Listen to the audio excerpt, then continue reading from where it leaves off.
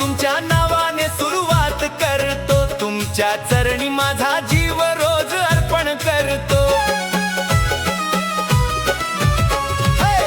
येळकोट येळकोट जय मल्हार गजर हा घुमतो, तुमच्या कृपेने माझा संसार सुखाने फुलतो.